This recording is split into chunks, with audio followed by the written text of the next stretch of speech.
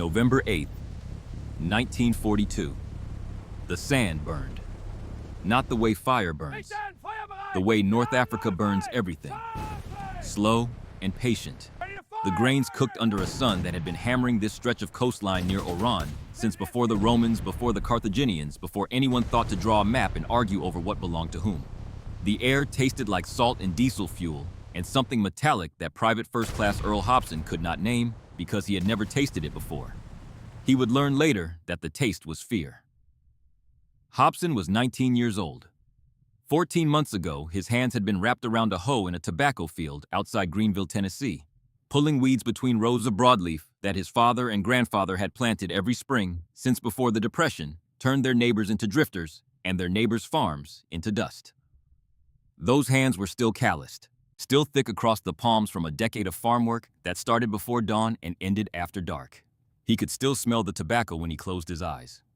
Sweet and green and alive in a way that nothing in North Africa was alive. But today, those hands gripped an M1 Garand rifle, and the rifle was shaking, and Hobson could not tell if the shaking came from his hands or from the ground beneath him. The ground was moving because a German Panzer III was crossing the desert floor 400 yards to the east, its treads grinding over rock and hardpan with a sound like 1,000 knives dragged across 1,000 plates. The tank weighed 23 tons. Its frontal armor was 50 millimeters of hardened steel. Hobson's rifle fired a .30 caliber bullet that could kill a man at 600 yards, but could not scratch the paint on that machine at any distance. He knew this the way a farmer knows when soil is dead. You look at it, and the knowing just arrives. Around him, his platoon pressed themselves into the sand like men trying to become part of the earth itself. Some prayed, some cursed. One private from Ohio, whose name Hobson would never learn, was crying quietly into his sleeve. They had landed on this beach 6 hours ago as part of Operation Torch, the first major American ground offensive in the European theater, and in those 6 hours they had learned one lesson with absolute clarity. They had no weapon that could stop a tank. Nothing. Not the rifles, not the machine guns, not the single 37mm anti-tank gun that had been positioned on the left flank before a German shell found it and turned it into scrap metal and silence. But there was something else on that beach. Something nobody understood. Sergeant Dale Pulaski crouched 2 feet to Hobson's right. Pulaski was 31, a former steelworker from Pittsburgh, built like the blast furnaces he had tended at the U.S. Steel Mill on the Monongahela River. His hands were even more damaged than Hobson's, not from soil but from molten metal. Scars ran across his knuckles like rivers on a map of somewhere painful. Pulaski rarely spoke. When he did, men listened because a man who has stood next to 2,000-degree steel for 8 years does not waste words on things that do not matter. Strapped to Pulaski's back was a metal tube just over 4 feet long. They had found it that morning in a supply crate that had washed ashore during the landing. The crate was stenciled with words none of them recognized. Launcher rocket anti-tank, 2.36-inch M1. There were no instructions, no manual, no explanation of what the thing did or how to make it work. The night before the landings, not a single soldier in the entire invasion force had received training on this device. General Eisenhower himself would later express shock when he learned that his troops had been sent into combat with the weapon nobody knew how to fire. Pulaski had pulled the tube from the crate and studied it the way he studied everything, with his hands, running his fingers along the metal, feeling the weight, testing the balance. He found the trigger mechanism, found the small rockets packed in a separate container, and he said the words he always said when metal told him something true. Steel don't lie. The device on Pulaski's back was called the M1 bazooka. It weighed 8 kilograms. It cost less than $50 to manufacture. And in theory, it could punch through thicker armor than anti-tank guns weighing several tons. But on that November morning in North Africa, not one American soldier on the beach knew any of this. They did not know the name. They did not know the science. They did not know that the weapon strapped to their sergeant's back represented the single most revolutionary advance in infantry combat since the invention of gunpowder. And they certainly did not know that the story behind this weapon began not in an American weapons laboratory, not in a Pentagon briefing room, not even in a military facility of any kind, but in a cramped makeshift laboratory in Zurich, Switzerland, where a young chemical engineer had been trying to find a better way to blast rock out of a mountainside. The story of how that engineer's accidental discovery became the weapon that transformed ground warfare forever is one of the most extraordinary secrets of World War II. If you are fascinated by the untold stories of secret weapons that changed history, make sure to subscribe and hit that notification bell right now. Because what you are about to hear is the incredible journey from an accidental explosion in a Swiss mining lab to the weapon that gave every American infantryman the power to destroy tanks. And it begins with the problem that the greatest military minds on Earth could not solve. To understand why that weapon mattered, to understand why a Swiss chemist's laboratory accident would save more American lives than almost any other invention of the war, you first have to understand the crisis that made someone desperate enough to listen. September 1st, 1939. Germany invaded Poland. The world had seen tanks before. The British had rolled them across no man's land in 1916. Lumbering machines that crawled at walking pace and broke down more often than they broke through. The French had built thousands during the Great War. But nobody, not one general in any army on Earth, had ever seen what the Germans did with them in Poland.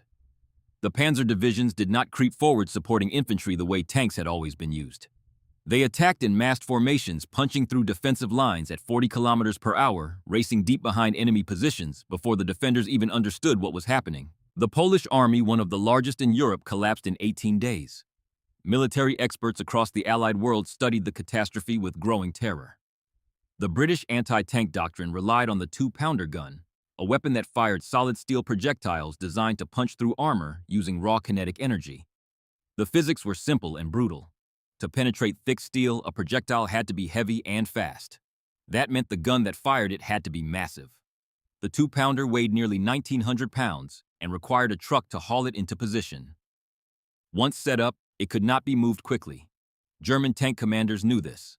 They advanced at speed, forcing the guns to engage at extreme range where accuracy dropped to almost nothing, then closed to point-blank distance where the guns could not swing fast enough to track a moving target.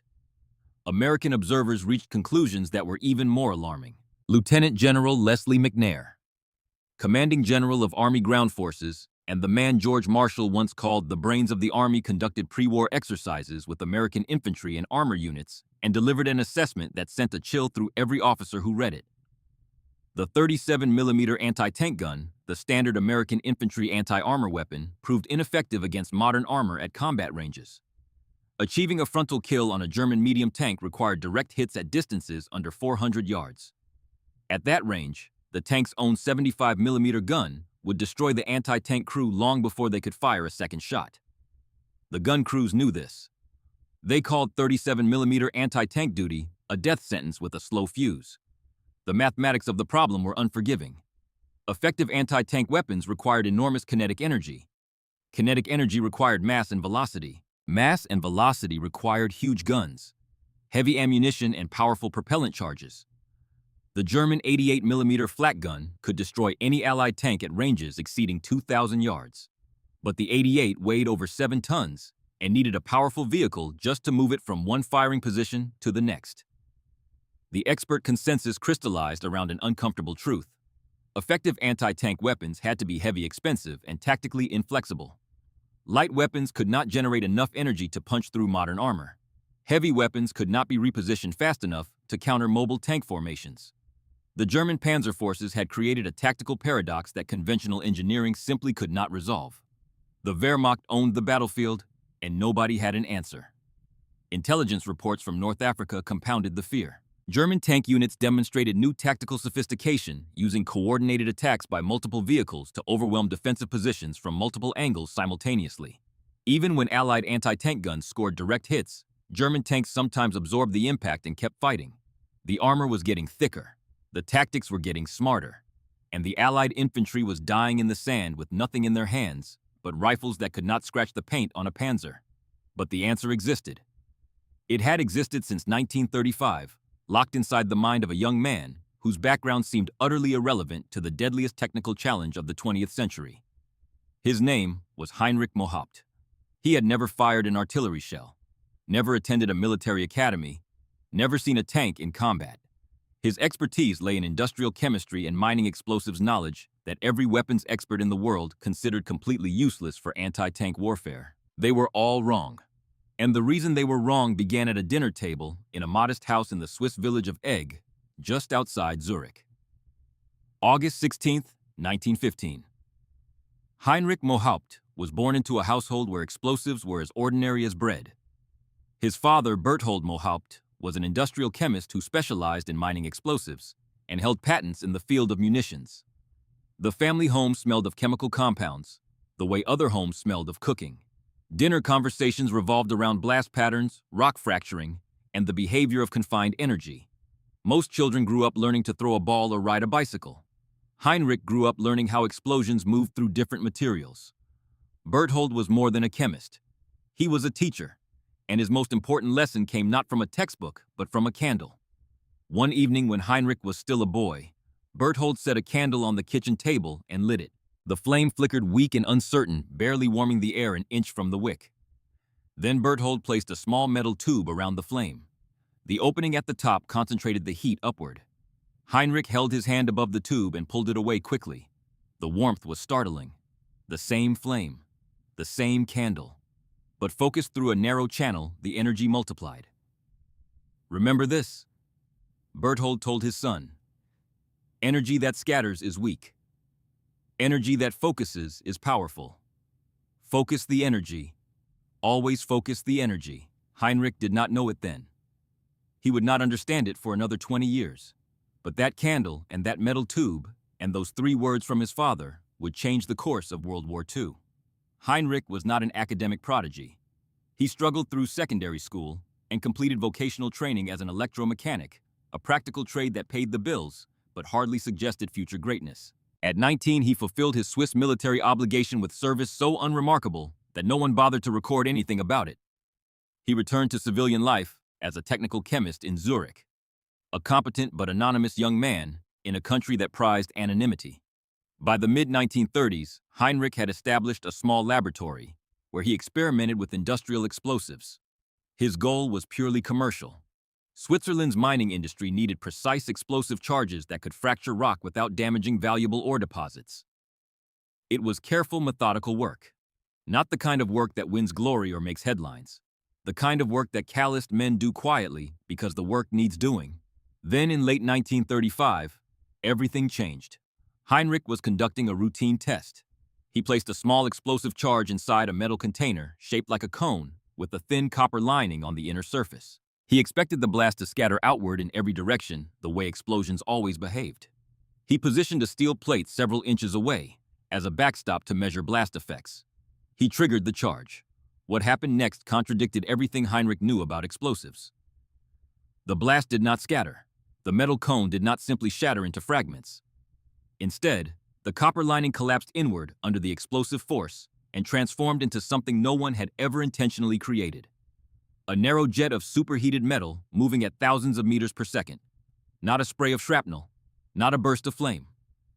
A focused stream of destruction thin as a pencil and hotter than the surface of the sun that struck the steel plate and punched through it like a needle through cloth.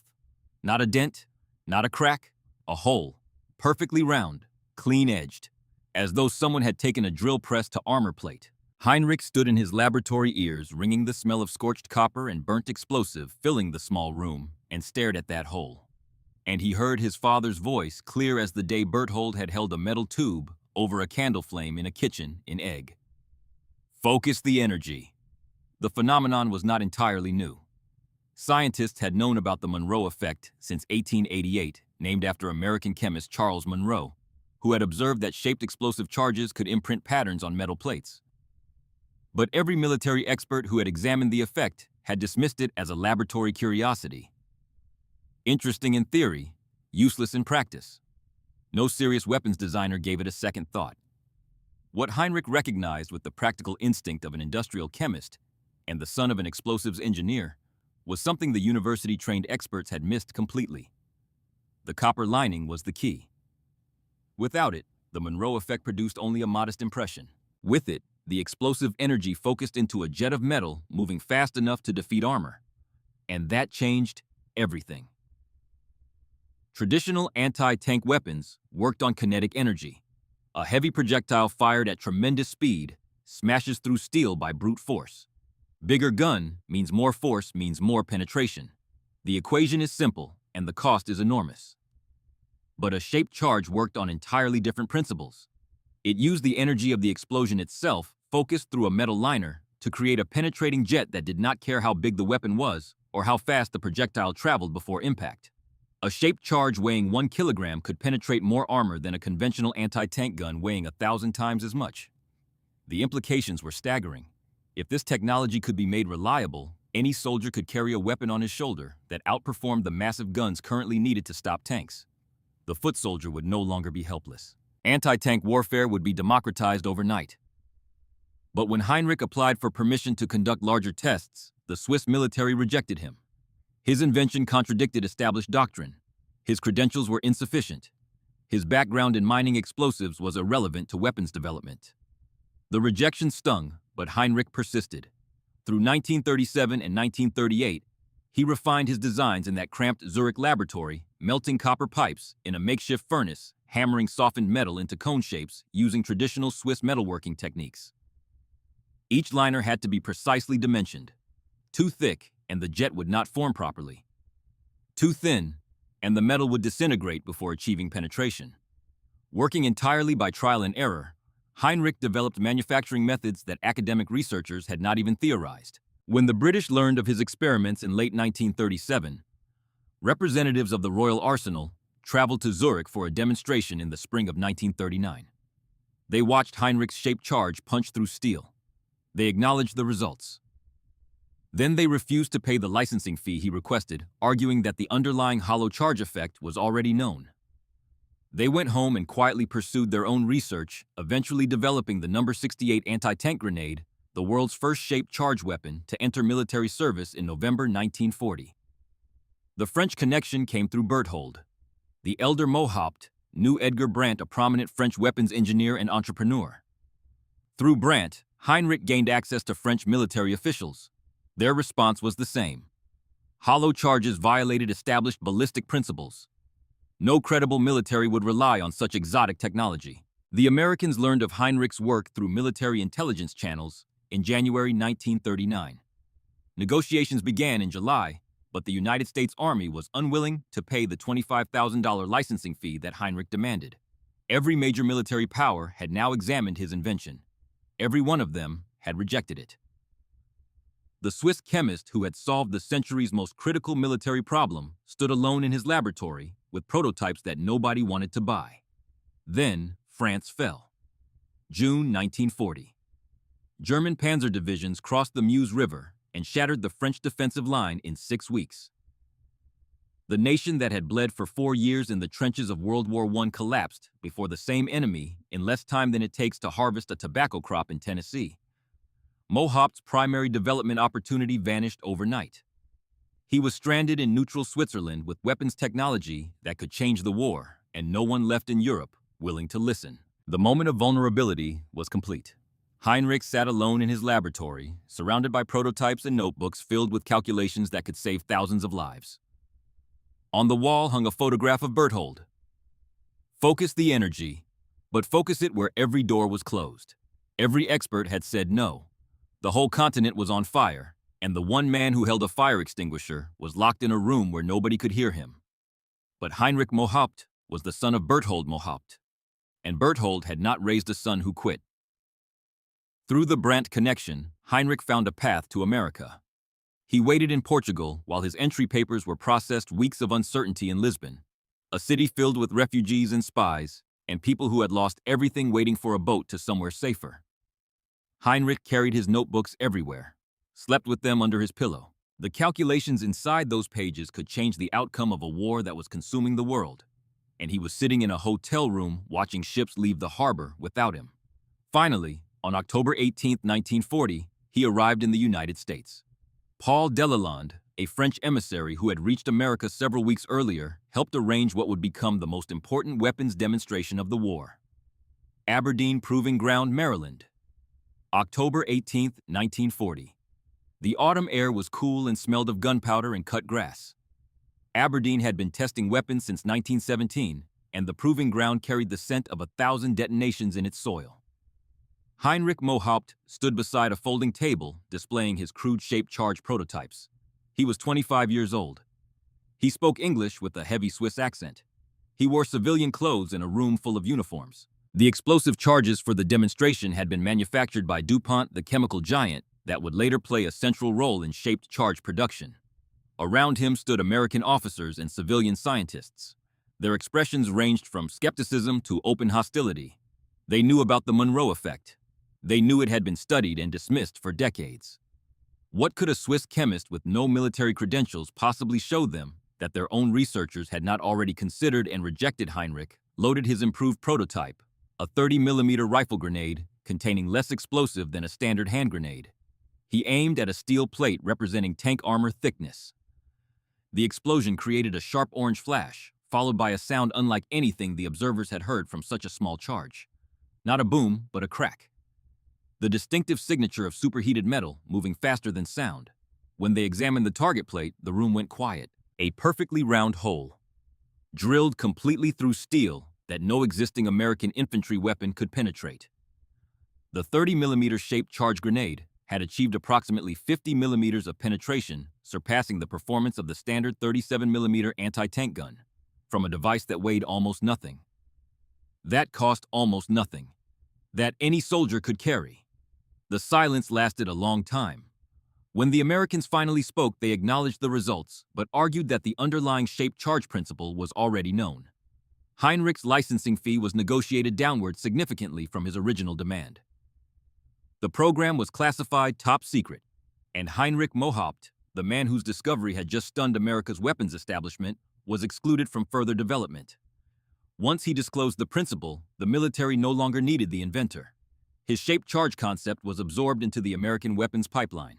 Production of two 36-inch heat warheads and 75 and 105mm heat artillery projectiles began in 1941. Without Mohaupt's name attached, the father's lesson had worked. Focus the energy. The shaped charge focused explosive energy into a jet that could kill tanks. But the son who made it possible had been cut out of his own creation. He had given away the secret, and the secret had walked away without him. It was the cruelest irony of the war. The man who solved the impossible problem was the one person who would not be allowed to see the solution through.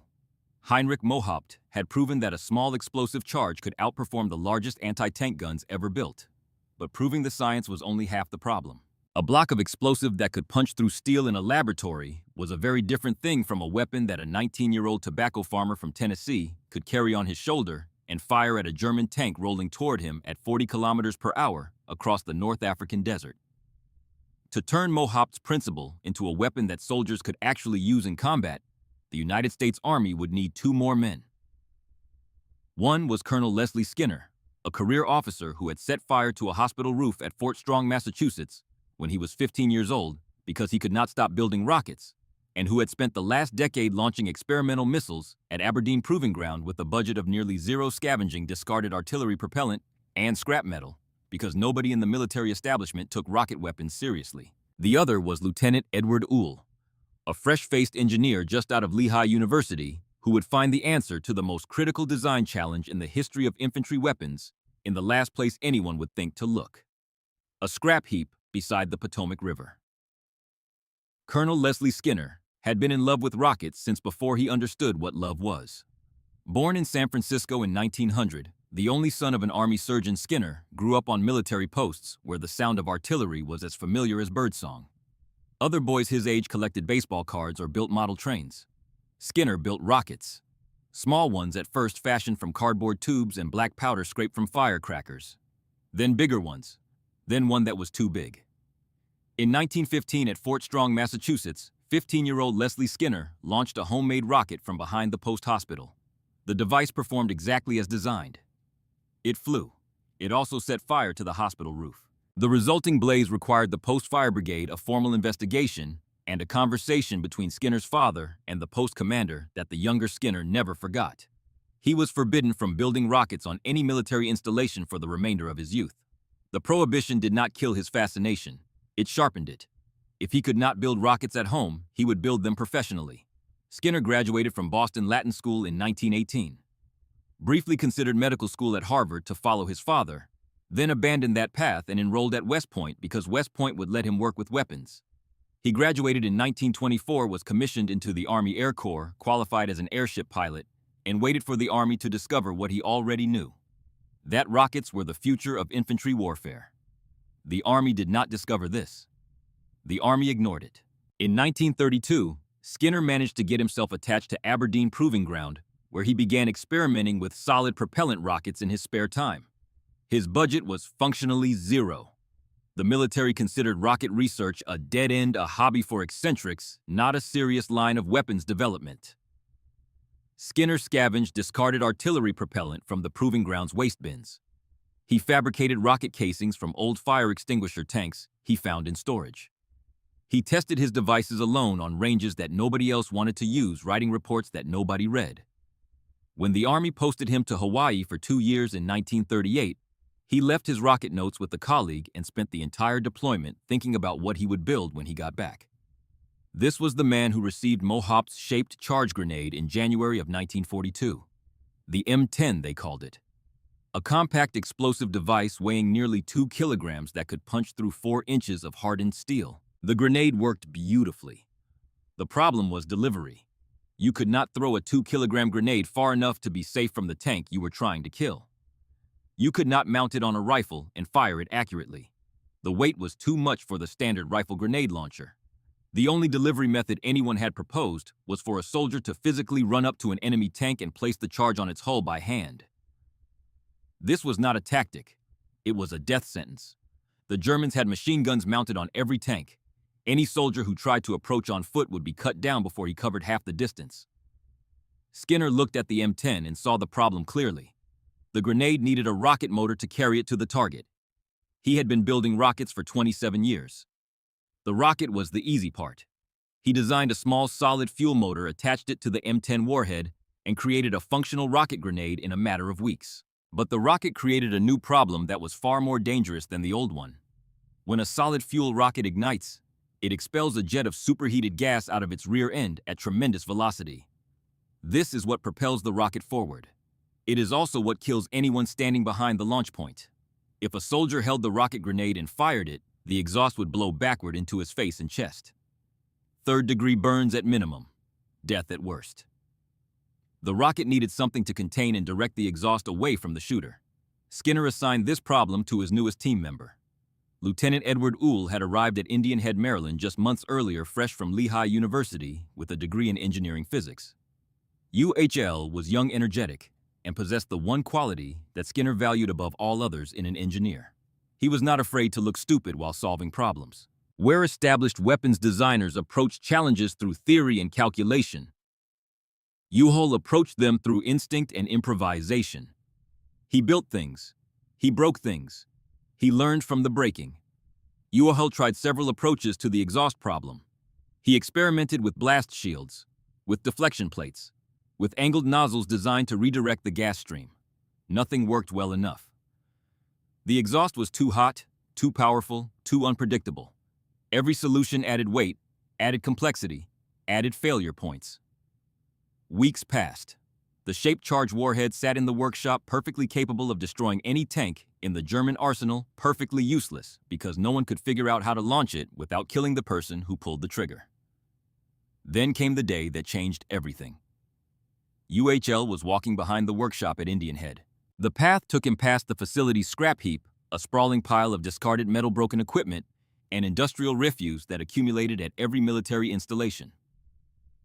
Most people walked past without looking. UHL always looked. Scrap heaps were where Skinner had taught him to find raw material. When your budget is zero, your supply depot is the garbage pile. On this particular day, Uhl noticed a metal tube lying in the pile. It was roughly 5 feet long and 60 millimeters in diameter. Smooth bore, open at both ends. Rust had begun to creep along one side, orange against the dull gray steel. The tube lay half buried under a tangle of electrical wire and bent sheet metal forgotten by everyone who had ever walked this path before. Uhl did not know where it came from or what it had been used for, but his engineer's eye registered something immediately. The tube's internal diameter was almost exactly the same as the external diameter of the M10 rocket grenade. Uhl stopped walking. The afternoon sun caught the inside of the tube and threw a small circle of light on the ground beneath it. He could hear the Potomac flowing somewhere beyond the tree line, slow and patient. A mockingbird was singing from a telephone wire overhead. The world was perfectly ordinary, and Edward Uhl was about to change it. He looked at the tube. He thought about the rocket. He thought about the exhaust problem that had defeated every solution he had tried. And then the answer arrived with a simplicity so complete that it felt less like invention and more like recognition, as though the solution had always existed and was simply waiting for someone to notice it. Put the tube on a soldier's shoulder.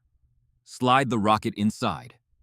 When the rocket fires, the tube contains the exhaust and directs it out the back end away from the shooter. The tube guides the rocket forward. The backblast vents safely behind. No shields, no deflectors, no complicated machinery. Just a tube. A simple metal tube that cost nothing because it had already been thrown away. That's the answer, Uhl said to himself. He said it out loud, standing alone next to a pile of scrap metal on a warm afternoon beside the Potomac River, with birds singing in the trees and the distant sound of artillery testing rolling across the water from Aberdeen. That's the answer. He carried the tube back to the workshop. He and Skinner loaded an M10 rocket grenade into one end. UHL wore a welding helmet for protection.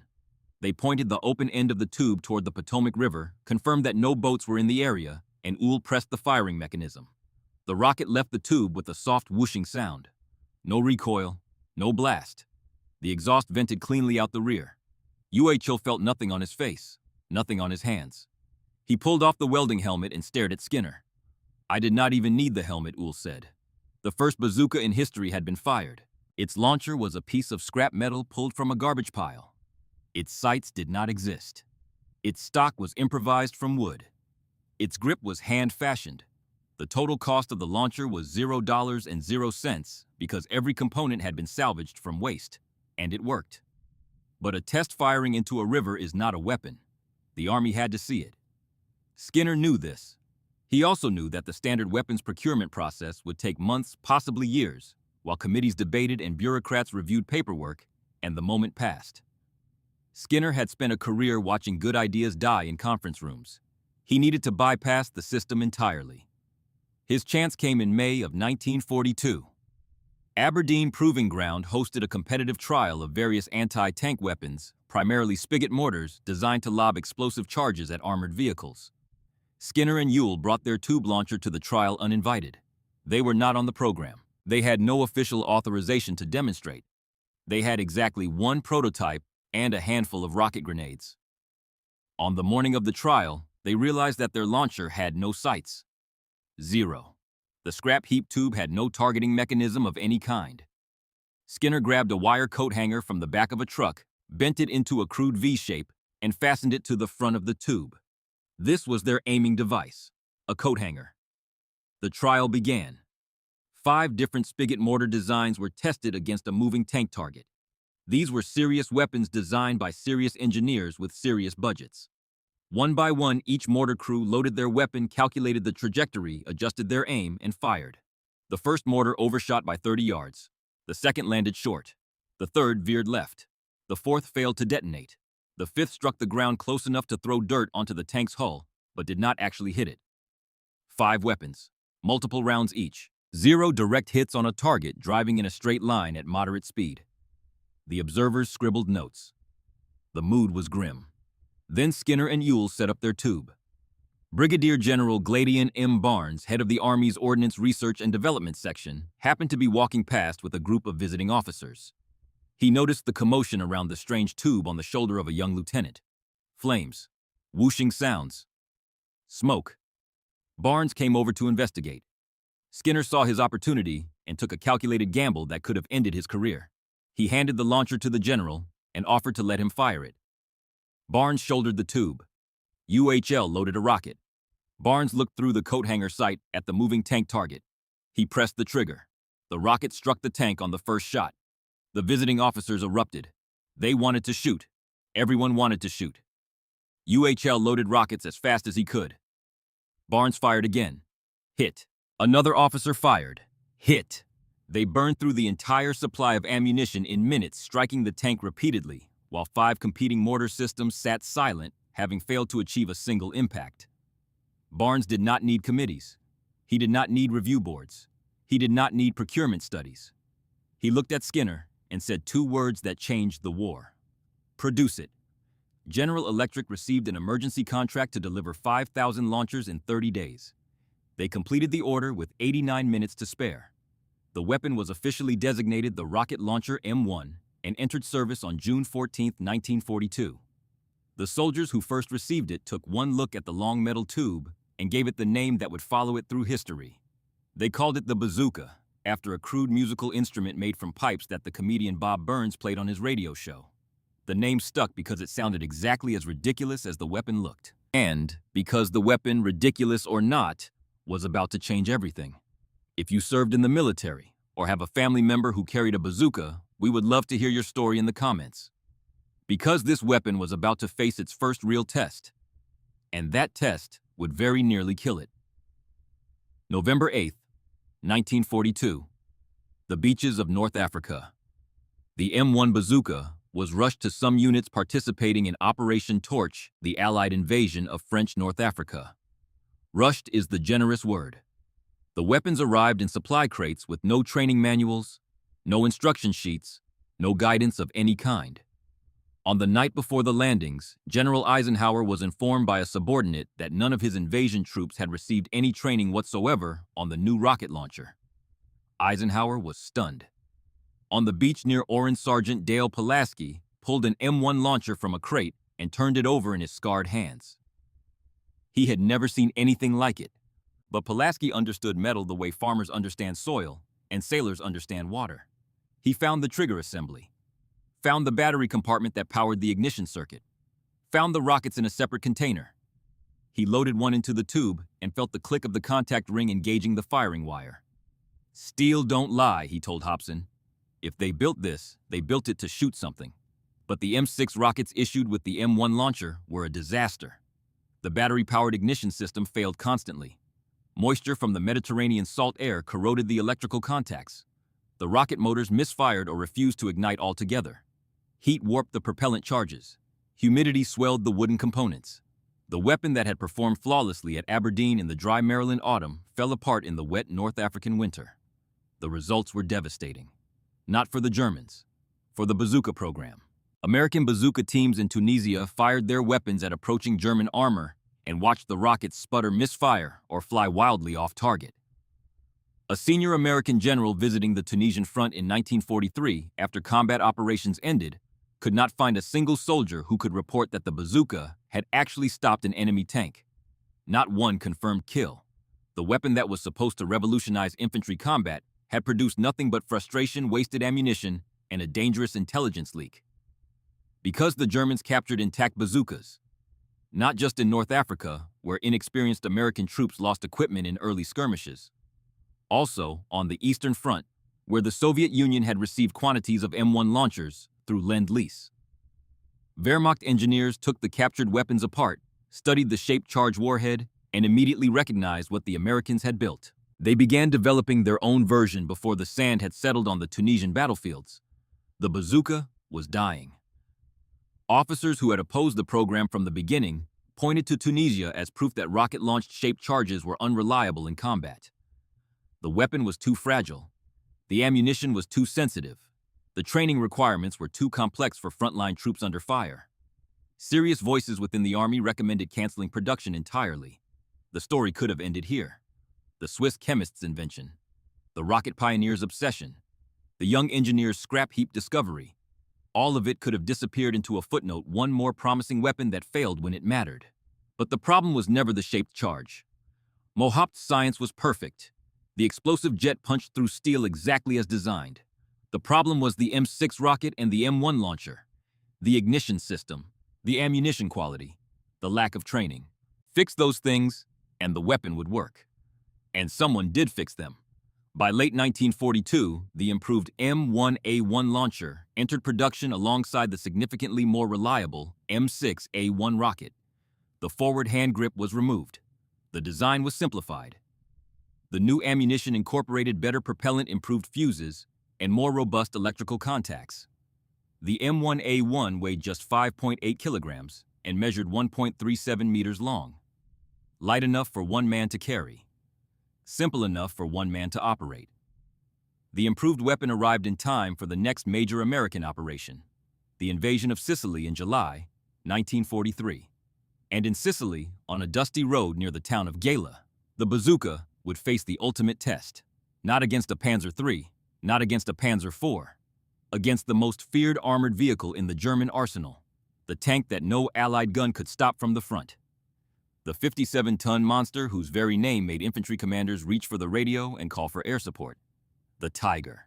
Technical Sergeant Vernon Oakes lay flat against the stone wall of a farmhouse on the outskirts of Gela.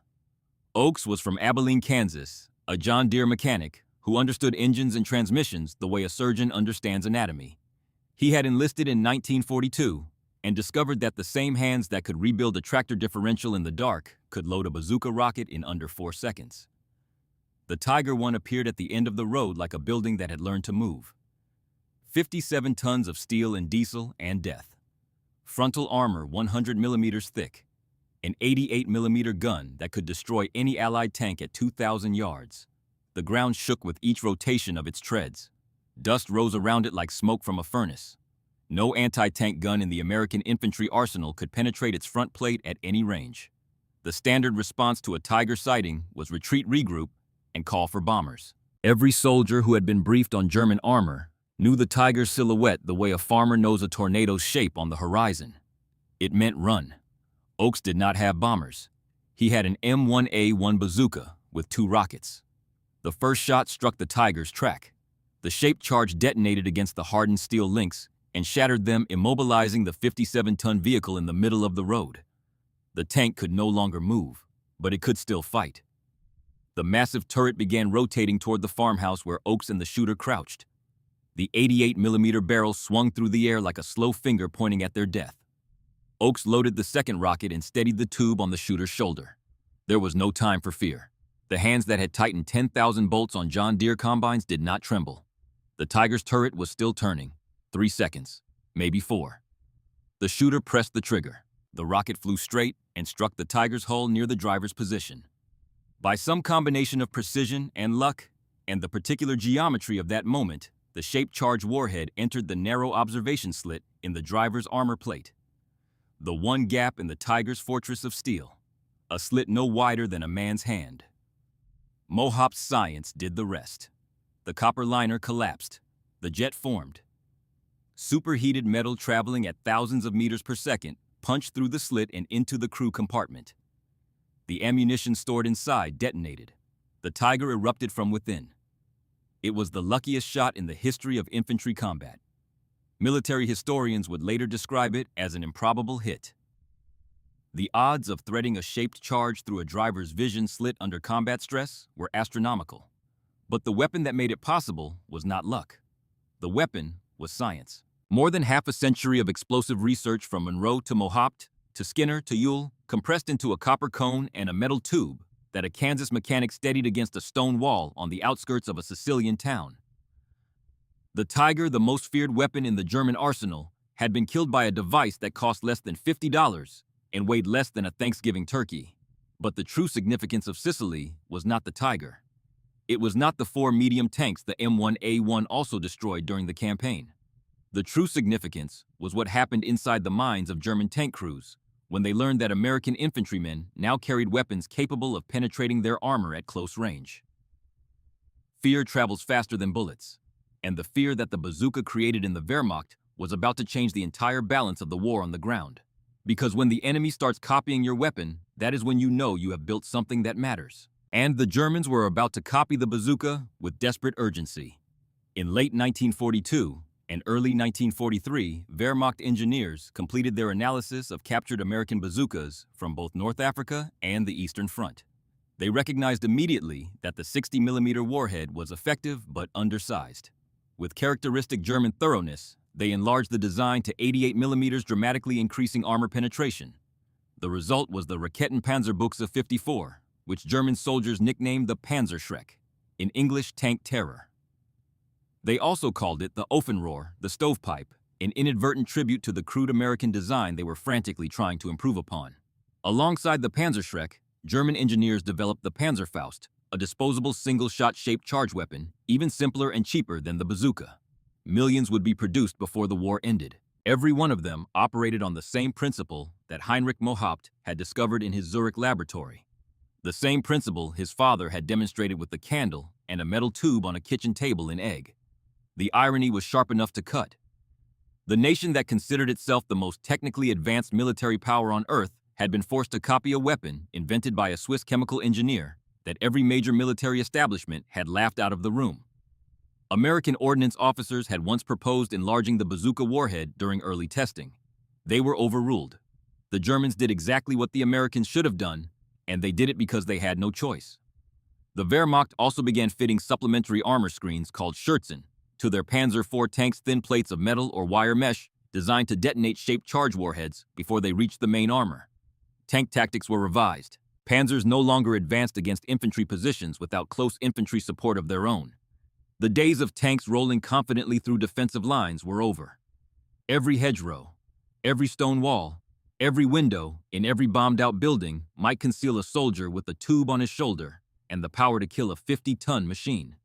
The revolution that Mo Haupt had started in a cramped Swiss laboratory was now unstoppable. Both sides had shaped charges. Both sides feared shaped charges. And the bazooka was about to land on the beaches of Normandy, where it would prove its worth in the deadliest close combat of the European War. Where Sergeant Dale Pulaski, the Pittsburgh steelworker, who had first dared to pick up the strange tube on a North African beach, would say his words one final time. Steel don't lie. He would say them in a hedgerow in France on a summer day when the grass smelled like rain and the sky was the color of gunmetal, and he would not say them again. June 6, 1944. The hedgerows of Normandy. The French called them bocages. Ancient walls of earth and root and tangled vegetation, some of them older than the cathedrals rising 6 feet high on either side of narrow sunken lanes that turned the countryside into a labyrinth. Beautiful from the air. A killing ground on foot. Every hedgerow was a fortress. Every gap between them was a shooting gallery. Tanks that had raced across the open deserts of North Africa and the dry fields of Sicily ground to a halt in Normandy because the bocage swallowed them whole. A panzer could not see over the hedgerows, could not push through roots that had been growing since the Middle Ages, could only crawl down the lanes where infantry waited with the weapon that the Germans now feared more than any Allied tank. Corporal Earl Hobson moved through the bocage on the morning of June 19th, 13 days after the landings. He was 21 years old now, promoted after Sicily, for the simple reason that the men above him kept dying, and the men below him kept following where he led. He had survived North Africa, survived Sicily, survived the beach at Normandy, where the waves turned red and the sand held the shapes of men who would never stand again. The boy from Greenville, Tennessee, who had gripped a useless rifle in the sand near Oran, was gone. In his place walked a man who carried a crumpled letter from his mother in his breast pocket and a canteen of warm Coca-Cola on his hip, and the quiet certainty that he might not see tomorrow, but that today he would do what needed doing. He understood what his father had told him at the farm gate 2.5 years ago. A man needs the right tool. Hobson had found the right tool. Or rather, the right tool had found him. In his platoon, every squad now carried at least one bazooka. The M9 model had replaced the older M1A1, incorporating improvements that soldiers in the field had demanded after months of combat. The barrel was longer, allowing the rocket propellant to burn completely inside the tube before the projectile exited, which meant no more mesh blast shield on the front end. The weapon could be broken down into 2 sections for easier transport through tight spaces. Most importantly, the unreliable battery ignition system had been replaced by a magneto, a small electromagnetic generator that produced current when the trigger was squeezed. No more dead batteries, no more corroded contacts, no more misfires in the rain. The soldiers who carried them had been trained. They knew the effective range. They knew the angles. They knew that the shaped charge warhead could penetrate the side armor of a Panzer IV, but would bounce off the frontal plate of a Tiger. They knew to aim for the tracks, the engine deck, the turret ring, the rear. They knew that firing the weapon would reveal their position instantly because the rocket exhaust and smoke trail pointed straight back to the shooter like a finger. They knew that after pulling the trigger, they had seconds to move before enemy fire arrived at the spot where they had been standing. They called bazooka duty Medal of Honor work. Not because it earned medals, although some men did earn them, because the casualty rate among bazooka teams was among the highest in the infantry. You had to expose your entire body to get a clear shot at an armored target. You had to hold still long enough to aim. And then the smoke told everyone exactly where you were. The Germans responded to bazooka fire with everything they had. Machine guns, mortars, tank main guns loaded with high explosive rounds that turned hedgerows into splinters and the men behind them into memory. Dale Pulaski had carried a bazooka since North Africa. He was the man who had picked up the first one, the man who had figured out how it worked when no manual existed, the man who had taught his entire squad to load aim and fire. In Tunisia, the weapon had failed him. In Sicily, it had redeemed itself. In Normandy, it was his daily companion strapped to his back the way a carpenter carries a level. He spoke to it the way he had spoken to the blast furnaces at the Pittsburgh mill, quietly, respectfully, as though the metal could hear. On a Thursday afternoon in late June, Pulaski's squad moved along a hedgerow toward a crossroads, where intelligence reported a German observation post. The air smelled of wet earth and cordite, and the sweet sickness of things that had died in the fields and not yet been buried. Somewhere ahead, a Panzer IV sat in a gap between hedgerows, its engine idling its turret scanning the lane. Pulaski saw it first. He signaled the squad to stop. Hobson dropped to one knee beside him. Pulaski unslung the bazooka and loaded a rocket with hands that moved from memory. He did not need to look. The scarred fingers knew every contour of the weapon, the way they had once known every valve and lever of furnace number 7 at the Monongahela works. He raised the tube to his shoulder, sighted along the barrel. The Panzer was 40 yards away, angled slightly presenting its left flank. Pulaski could see the Scherzen armor screen hanging from the hull thin plates of steel, designed specifically to stop the weapon he was holding. He aimed below the screen where the tracks met the road wheels. The shaped charge would not need to penetrate the main armor. It would shatter the track and immobilize the tank. Then a second shot to the engine deck would finish it. "Steel don't lie," Pulaski whispered. The last time. He fired. The rocket struck the track assembly and detonated. The Panzer lurched sideways, one tread snapping apart like a broken belt. The tank was crippled, but the turret was still turning, and the machine gunner in the hull had seen the smoke trail. Pulaski was already moving. He grabbed Hobson by the shoulder strap and shoved him sideways into the ditch behind the hedgerow. The burst of machine gun fire arrived a half-second later, cutting through the air where both men had been standing. Pulaski landed on top of Hobson in the mud. Leaves and dirt rained down from the shredded vegetation above them. For a moment, Hobson thought they were both alive. Then he felt the weight. Not the weight of a man bracing himself.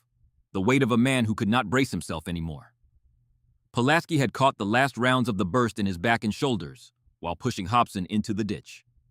The steelworker from Pittsburgh, who had carried the first bazooka, who had taught his squad to fight tanks, who had believed in metal the way other men believed in scripture, lay still in the French mud, with his eyes open to a sky the color of gunmetal. His hands were still warm. The scars on his knuckles from the blast furnaces were still visible white lines against skin that was already losing its color.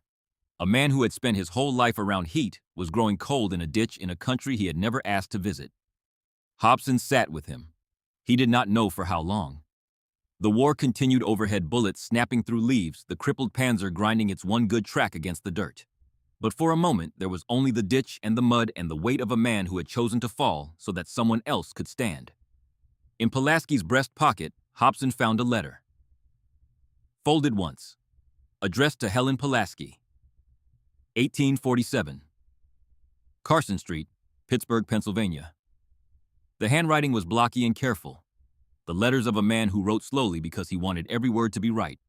Dear Helen, you asked what I do over here. I make sure the steel we send hits true. That is all a man can do. Make sure it hits true. I will be home when the steel is done flying. Save me a plate. Your Dale. The letter had never been mailed.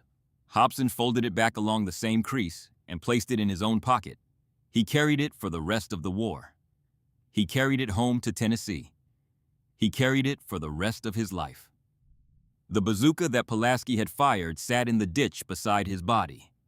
Hobson picked it up, loaded the second rocket, climbed out of the ditch, and put the shaped charge through the Panzer's engine deck from 20 yards while the tank crew was still trying to traverse the turret. He did not say, "Steel don't lie."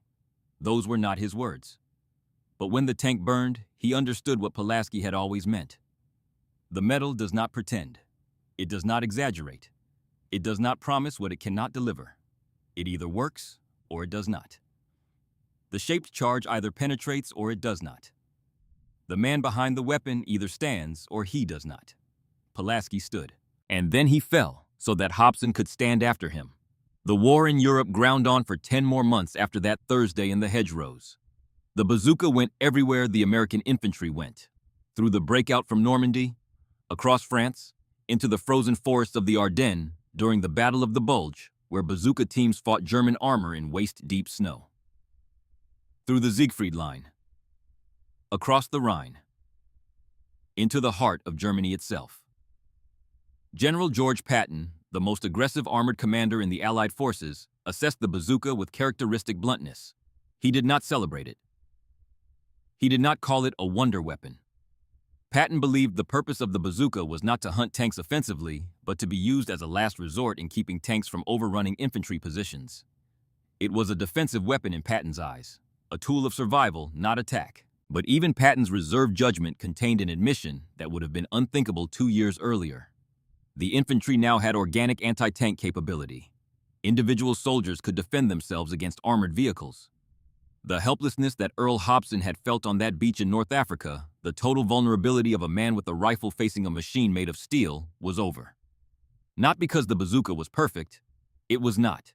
The 2.36-inch warhead could not penetrate the frontal armor of Germany's late-war heavy tanks.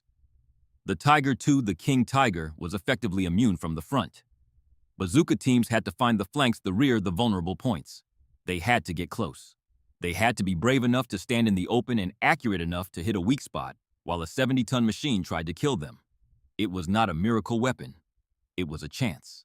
The chance that Heinrich Mohaupt had created in his laboratory, that Leslie Skinner and Edward Ewell had built from scrap metal and coat hangers, and that men like Dale Pulaski had carried into battle until the battle took them.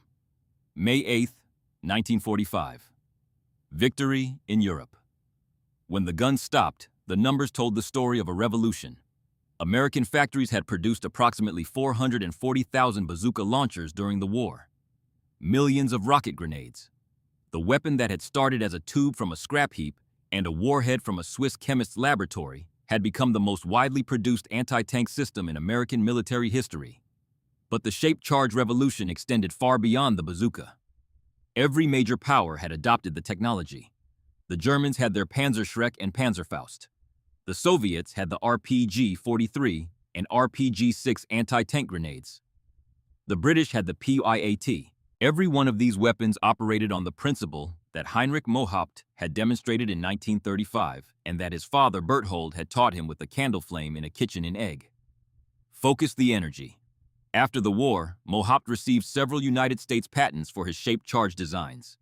He was recruited by the Well Explosives Company in Fort Worth, Texas, where he applied his wartime invention to the oil industry. Shaped charges could perforate the steel casing of oil wells' deep underground opening channels for petroleum to flow into the bore. The same technology that killed tanks now extracted the fuel that powered the American economy. The Swiss chemist who had been laughed out of every military office in Europe became an oilfield innovator whose work helped fuel the post-war boom that built the suburbs and the highways and the prosperity that a generation of Americans grew up taking for granted. Heinrich Mohaupt had turned weapons into tools, destruction into production. It was the most fitting second act a man could write. The shaped charge did not stop evolving. In Korea, the original 2.36-inch bazooka proved inadequate against the Soviet-built T-34 tanks fielded by North Korean forces. The Army responded with the M20 Super Bazooka enlarged to 3.5 inches, carrying a warhead with significantly greater penetration. The principle was the same. Focus the energy. Just focus more of it. Then came the tow missile, the Dragon, the Javelin, the AT-4. Each generation more sophisticated, more accurate, more lethal. Each generation built on the same foundation that Mohaupt had laid in 1935. The copper liner, the explosive charge. The focused jet of metal that defeats armor not through brute force, but through concentrated precision. If this story has surprised you, please hit that like button and share it with someone who loves history. Because the technology from 1935 is still protecting soldiers on battlefields right now at this very moment. And the final chapter of this story is the most extraordinary of all. Master Sergeant William Foley grew up in South Boston, hearing about shaped charges before he knew what they were. His grandfather, a World War II veteran who never talked about the war except on one day each year, told stories every Thanksgiving at the kitchen table, while Foley's grandmother carved the turkey and the house smelled of cranberry sauce and gravy, and the particular warmth that only exists in a home where people have gathered to remember what matters. The old man's hands shook when he held his coffee cup, but they steadied when he talked about the weapon, about the tube and the rocket, and what it meant to stand in front of a tank and know that you were not helpless anymore. The grandfather spoke about a Swiss man who invented the explosive that made it work, about American engineers who built a launcher from scrap metal, about ordinary men from ordinary towns who carried it into places where no sane person would go. He spoke about the friend he lost in France who always said the same thing before he fired. And every Thanksgiving, when the grandfather reached that part of the story, he would stop talking for a moment and look at something that was not in the room. Something that was in a hedgerow in Normandy, 30 or 40 years gone, still fresh as wet grass. Steel don't lie.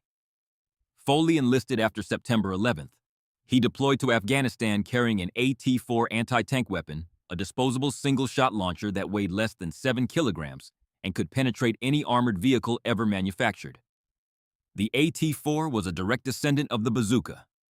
Same principle, same physics, same shaped charge that a Swiss chemist had discovered by accident 66 years earlier in a laboratory that smelled of copper and burnt powder. When I fire this weapon, Foley told a reporter once, I am using technology that some Swiss engineer figured out during World War II. It blows my mind. One man's idea still protecting soldiers after all this time. He did not know about Berthold Mohopt and the candle on the kitchen table. He did not know about the laboratory in Zurich or the rejections in London and Paris. He did not know about the scrap heap beside the Potomac or the coat hanger site at Aberdeen. He did not know about Dale Pulaski and the letter to Helen that never arrived. But when Foley aimed his AT-4 at a target in the mountains of eastern Afghanistan, every one of those moments was present in the weapon he held. Every failure, every breakthrough, every sacrifice, compressed into a copper cone and a tube of steel, and the three words that connected a father to a son, to a soldier, to a war that never really ended. Focus the energy. In February 2022, Russian armored columns rolled into Ukraine, the largest conventional military invasion in Europe since 1945. Columns of T-72 and T-80 tanks stretched for miles along Ukrainian roads, and military analysts around the world predicted a swift Russian victory. The Ukrainian army was smaller, less equipped, outnumbered in armor by a factor that should have been decisive. But Ukrainian infantry carried javelins and NLAWs, shoulder-fired anti-tank missiles with tandem-shaped charge warheads specifically designed to defeat the explosive reactive armor that protected modern Russian tanks. The Javelin cost $175,000 per missile. It weighed just over 22 kilograms complete with its launch unit. A single soldier could carry it. A single soldier could fire it. And a single soldier could destroy a tank that cost $4.5 million and took a factory 6 months to build. The math was exactly the same math that had stunned the observers at Aberdeen in 1940. A tiny amount of focused energy defeating an enormous amount of brute force. The first warhead detonated the reactive armor panel. The second warhead, milliseconds behind, penetrated the exposed steel beneath. Two shaped charges working in sequence. The same principle, the same physics, the same focused jet of metal that Heinrich Mohopt had created 87 years earlier in a Swiss laboratory that no longer existed. Ukrainian soldiers destroyed hundreds of Russian armored vehicles in the first weeks of the invasion. Infantry with shoulder-fired weapons stopped columns of main battle tanks. The images went around the world. Burned out Russian armor on Ukrainian roads. Turrets blown off hulls. Crews abandoning vehicles and fleeing on foot from an enemy that should not have been able to touch them. The revolution that began with the candle flame in Egg, Switzerland in 1915 was still burning in 2022. The technology that a young chemical engineer had discovered by accident, that every military expert in the world had dismissed as impractical, that had been built into a weapon from scrap metal and coat hangers, that had failed in North Africa and triumphed in Sicily and changed the war in Normandy, was still deciding the fate of nations nearly 9 decades later. Henry Mohopt did not live to see Ukraine. He died quietly in Santa Barbara, California on May 20, 2001. He was 85 years old. His obituary in the local newspaper barely mentioned his military contributions. He had lived in the same town for decades, a private man who preferred his garden to publicity and his family to fame. The neighbors knew him as a pleasant retired engineer. Most of them had no idea that the quiet old man on their street had given the world a technology that fundamentally altered the relationship between infantry and armor, between the individual soldier and the machine of war. That was fitting. Mohopt had never wanted recognition. He had wanted the science to work, and the science worked. Now come back with me one last time to North Africa. November 1942, the beach near Oran. Sergeant Dale Pulaski has figured out the M1 bazooka. No manual, no training, just a steelworker's hands and a steelworker's instinct for metal. He has loaded the rocket, connected the firing wire, raised the tube to his shoulder. Private First Class Earl Hobson crouches beside him, the Tennessee farm boy whose father told him a man needs the right tool. Pulaski does not know that the weapon in his hands was invented by a Swiss chemical engineer named Heinrich Mohopt, who learned about focused energy from his father Berthold over a candle flame in a village called Egg. He does not know that the launcher was designed by Colonel Leslie Skinner, who set fire to a hospital roof at age 15 because he could not stop building rockets, and Lieutenant Edward Uhl, who found a metal tube in a scrap heap and said, "That is the answer."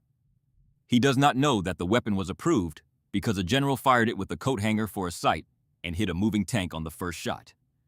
He does not know that the M6 rocket in his tube will probably misfire because the salt air has corroded the contacts.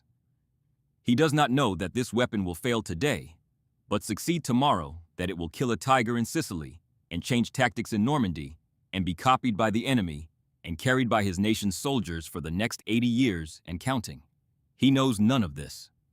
All he knows is that the metal in his hands feels right, that the tube is balanced, that the trigger mechanism clicks with the clean precision of something built to do exactly one thing. And he knows what he has always known, the thing the blast furnaces taught him on the bank of the Monongahela River before the war took him across the ocean to this beach where the sand burns and the tanks are coming. Steel don't lie. He squeezes the trigger. The rocket sputters, fails to ignite. The battery is dead. The salt air has done its work. The shaped-charged warhead sits in the tube loaded with enough focused energy to punch through 50 millimeters of hardened steel, and it goes nowhere. Pulaski lowers the weapon, looks at it, looks at Hobson, and for the first time, he smiles. Not the smile of a man who has failed, the smile of a man who knows that the failure is temporary and the metal is true. "We will figure this out," he says. And they did. Not Pulaski alone, not Mohopt alone, not Skinner or Uhl or Barnes or any single person, all of them. A Swiss father who taught his son about candles, a chemist who listened, two American engineers who refused to accept that a problem had no solution, a steelworker who trusted metal, a farm boy who needed the right tool, and 100,000 soldiers after them who picked up the tube and pointed it at the thing that was trying to kill them and pressed the trigger because someone somewhere had given them a chance. That chance began with 3 words spoken over a kitchen table in a Swiss village that most maps do not bother to name. Focus the energy. From a candle flame in 1915 to a javelin missile in 2022. From a scrap heap in Maryland to a battlefield in Ukraine. From a laboratory that no longer exists to a technology that will never be forgotten. One man's idea. One father's lesson. 90 years of focused energy still punching through steel, still protecting soldiers, still proving that the most revolutionary solutions come from the most unexpected places. Henry Mohopt's shaped charges did not just change one war, they changed the fundamental nature of ground combat forever. They proved that ingenuity can overcome any advantage, that one precisely focused idea is worth more than 1,000 tons of conventional force, and that the man who listens to his father, trusts the science, and refuses to quit will always find a way through the armor. One precisely focused explosion at a time.